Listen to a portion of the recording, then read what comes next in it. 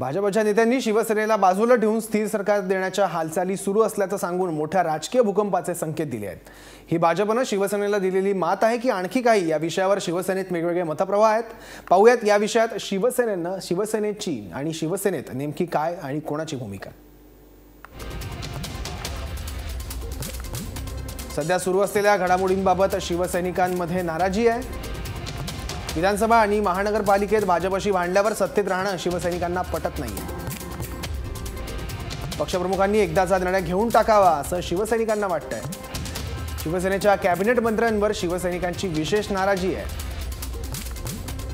तर दुसरीकडे आमदारांमध्ये सुद्धा नाराजी आहे का असा प्रश्न उपस्थित होतोय। आमदारांना काय वाटतं बघा। विधिमंडळात सतत बदलणारी शिवसेनेची भूमिका ग्रामीण भागातील आमदारांना खटकते आहे। हे आमदार आक्रमक होतात आणि मग वरून त्यांना शांत राहण्याचे आदेश येतात। त्यामुळे आमदारांमध्ये सुद्धा प्रचंड नाराजी आहे। शिवसेनेच्या 4 कॅबिनेट मंत्र्यांवर हे आमदार जास्त नाराज आहेत। या 4 मंत्र्यांच्या हट्टासाठी ही सत्तेची फरफट सुरू असल्याचं आमदारांचं स्पष्ट मत आहे। पण या ठिकाणी मंत्री मात्र सावध भूमिका घेत आहेत। या विषयात शिवसेनेच्या मंत्र्यांची भूमिका सावध असल्याचं स्पष्ट आहे। शिवसेनेच्या मंत्र्यांमध्ये 2 गट आहेत। एका गटाला सत्ता हवी आहे तर दुसरा राज्यमंत्र्यांचा गट सत्तेतून बाहेर पडलं तरी चालेल या भूमिकेत आहे।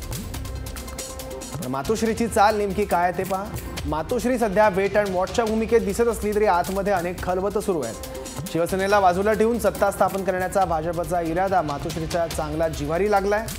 भाजप जर अशी खेळी खेळणार असेल तर त्यापूर्वीच सत्तेशी काडीमोड घ्यायचा का याबाबत मातोश्रीवर सध्या विचार सुरू आहे। अर्थात पक्ष फुटणार नाही ना ही चिंता मातोश्रीला सतावते।